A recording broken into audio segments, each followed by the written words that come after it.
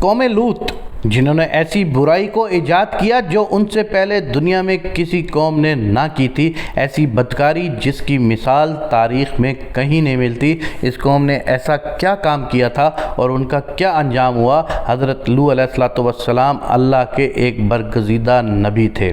آپ کے والد کا نام ہاران تھا جو تابش کے بیٹے تھے۔ آپ کی پیدائش عراق کے قدیم شہر ار میں ہوئی اور اس شہر میں ابراہیم علیہ السلام کا مسکن تھا۔ دراصل لوط علیہ السلام کے والد ہاران حضرت ابراہیم کے سگے بھائی تھے، یعنی حضرت لوط علیہ السلام کے والد حضرت ابراہیم کے بھتیجے تھے۔ چونکہ حضرت لوط علیہ السلام کے والد ان کے بچپن میں ہی انتقال کر چکے تھے، لہذا حضرت لوط کو حضرت ابراہیم علیہ السلام نے بیٹا بنا کر پالا تھا۔ آپ حضرت ابراہیم پر سب سے پہلے ایمان لانے والوں میں شامل ہیں۔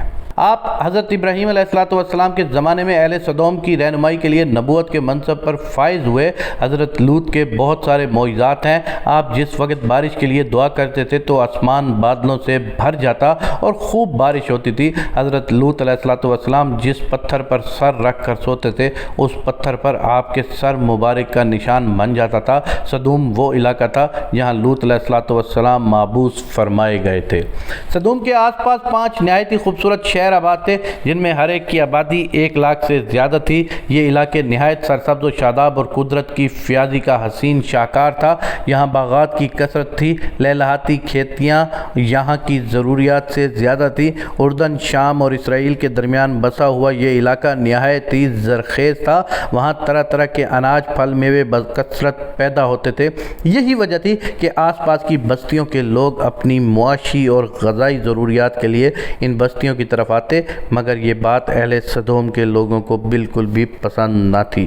ان کے خیال میں ان کی بستیوں میں پیدا ہونے والے پھلوں، اناج اور سبزیوں پر صرف ان کا ہی حق تھا۔ وہ نہیں چاہتے تھے کہ دوسری بستیوں کے لوگ ان کے علاقے میں آئیں۔ ایک دن سدوم کے لوگ اس بات پر غور و فکر کر رہے تھے کہ باہر سے آنے والے لوگوں کو یہاں آنے سے آخر کیسے روکا جائے کہ ایک بزرگ کی شکل میں ابلیس ان کی محفل میں آیا اور کہا کہ اگر تم ان سے پیچھا چھڑانا چاہتے ہو تو میرے کہنے پر عمل کرو۔ اس اجنبی بزرگ کی بات لوگوں نے بہت توجہ سے سنی اور ابلیس نے کہا باقی بات میں کل بتاؤں گا۔ دوسرے دن کی ابلیس ایک خوبصورت جوان لڑکے کے بھیس میں آیا اور انہیں اپنی عورتوں کی بجائے مردوں کے ساتھ فعل بدکار کرنا سکھایا۔ ابلیس نے کہا کہ اگر تم ان بستیوں کے لوگوں سے نجات چاہتے ہو جو تمہاری بستی میں آ جاتے ہیں تو ایسا کرو کہ جب بھی کوئی شخص تمہارے علاقے میں آئے تو تم لوگ زبردستی اس کے ساتھ اپنی خواہش پوری کرو۔ اس طرح یہ لوگ اس بستی میں آنا چھوڑ دیں گے۔ اپنی نفسانی خواہشات کے لیے مردوں سے بدفعلی اس قوم کا دستور بن گیا تھا۔ یہاں بے حیائی عام ہو گئی تھی۔ حکمران، سردار، رؤسا، ہر طبقے میں گھر گھر یہ عمل پھیل گیا تھا۔ بھری محفل میں یہ لوگ اس فحاشی کے اس کام کو کر کے خوش ہوتے تھے۔ کوئی بھی محفل اس کام کے بغیر ادھوری سمجھی جاتی تھی۔ خاص کر مسافروں میں سے کوئی خوبصورت لڑکا ہوتا تو یہ لوگ اسے اپنا شکار بنا لیتے۔ تعلیمات میں لکھا ہے کہ اہل سدوم اپنی روزمرہ کی زندگی میں سخت، ظالم، دھوکے باز اور بد معاملہ تھے۔ کوئی مسافر ان کے علاقے سے بخیریت نہیں گزر سکتا تھا۔ کوئی غریب ان کی بستیوں سے روٹی کا ایک ٹکڑا نہ پا سکتا تھا۔ کئی مرتبہ ایسا ہوتا تھا کہ باہر کا آدمی ان کے علاقے میں پہنچ کر فاقوں سے مر جاتا تھا اور یہ لوگ اس کے کپڑے اتار کر اس کی لاش کو برہنہ دفن کر دیتے۔ اپنی وادی کو انہوں نے ایک باغ بنا رکھا تھا جس کا سلسلہ میلوں تک پھیلا ہوا تھا۔ اس باغ میں وہ انتہائی بے حیائی کے ساتھ اعلانیہ بدکاریاں کرتے تھے۔ حضرت لوط علیہ السلام نے انہیں توحید کی دعوت دی اور بدکاری کے اس گھناؤنے عمل سے توبہ کرنے کا حکم دیا۔ حضرت لوط نے کہا کہ تم یہ کیوں کرتے ہو؟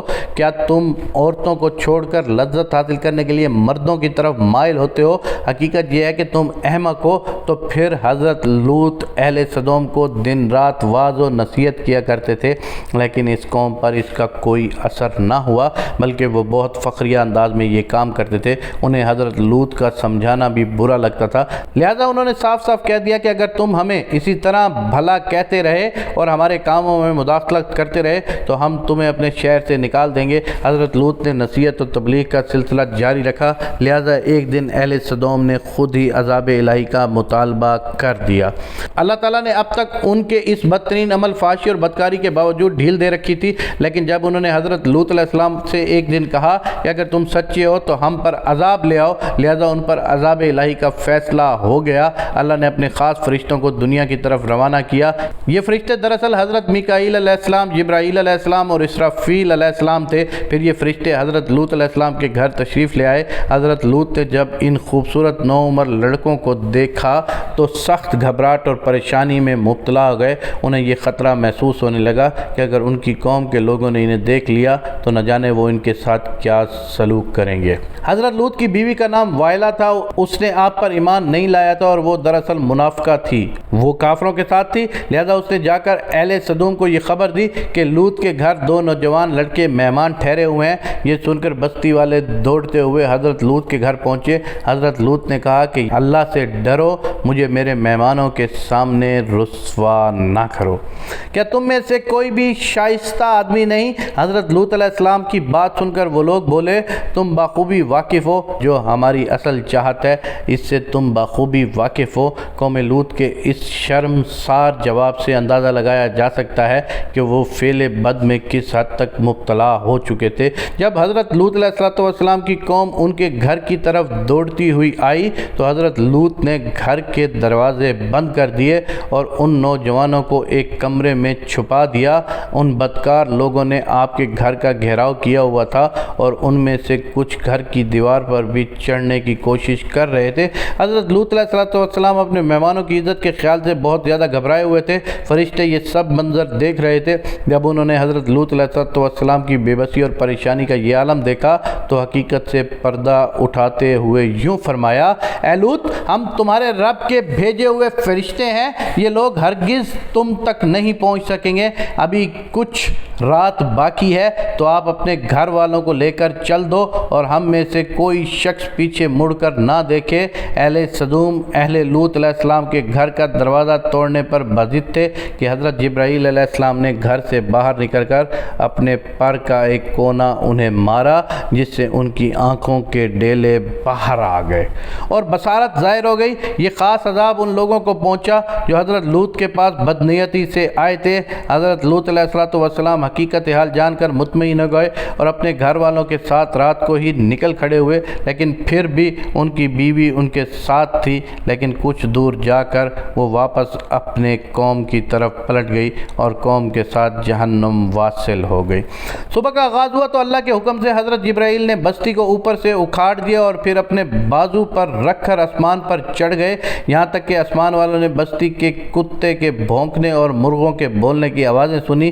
پھر اس بستی کو زمین پر دے مارا، جس کے بعد ان پر پتھروں کی بارش ہوئی۔ ہر پتھر پر مرنے والے کا نام لکھا ہوا تھا۔ جب یہ پتھر ان کو لگتے تو ان کے سر پاش ہو جاتے۔ صبح سویرے شروع ہونے والا یہ عذاب اشراق تک پوری بستی کو نیست و نابود کر چکا تھا۔ قوم لوط کی ان خوبصورت بستیوں کو اللہ نے ایک انتہائی بدبودار اور سیاہ جیل میں تبدیل کر دیا، جس کے پانی سے رہتی دنیا تک کوئی فائدہ نہیں اٹھایا جا سکتا۔ سمندر کے اس حصے میں کوئی جاندار مچھلی، مینڈک وغیرہ زندہ نہیں رہ سکتی، اس لیے اسے ڈیڈ سی یعنی بحر مردار کہا جاتا ہے، جو اسرائیل اور اردن کے درمیان واقع ہے۔ ماہرین آثار نے 10 سالوں کی تحقیق اور جستجو کے بعد اس تباہ شدہ شہر کو دریافت کیا۔ تحقیقات سے پتہ چلا تھا کہ اس شہر میں زندگی بالکل ختم ہو چکی ہے۔ شہر کے راستے اور کھنڈرات کو دیکھ کر آرکیالوجسٹ نے یہ اندازہ لگایا تھا کہ جب یہ شہر تباہ ہوا تو اس وقت لوگ روزمرہ کے معاملات اور کاموں میں مشغول تھے اور یہاں زندگی اچانک ختم ہو گئی۔ اہل سدوم جنہیں پتھر بنا دیا گیا تھا، ان کے بت ابھی تک بحیرہ مردار کے پاس موجود ہیں، جو لوگوں کے لیے ایک عبرت ہے۔ آج یورپی ممالک میں انسانی آزادی کے نام پر اس بدکاری کی اجازت دی جاتی ہے اور اس فحش عمل کو باعث فخر سمجھا جاتا ہے، مگر حقیقت یہ ہے کہ ہم جنس پرستی بالکل فطرت کے خلاف ہے، جس سے انسانی معاشرہ تباہ و برباد ہو جاتا ہے۔ روایتوں کے مطابق ایک مرتبہ حضرت سلیمان علیہ السلام نے شیطان سے پوچھا کہ اللہ کے نزدیک سب سے بدترین عمل کیا ہے؟ ابلیس بولا، جب مرد مرد سے بدفعلی کرے اور عورت عورت سے خواہش پوری کرے۔ حضرت ابن عباس سے روایت ہے کہ رسول اللہ صلی اللہ علیہ وآلہ وسلم نے فرمایا کہ اس شخص پر اللہ پاک کی لعنت ہو جو قوم لوط والا عمل کرے۔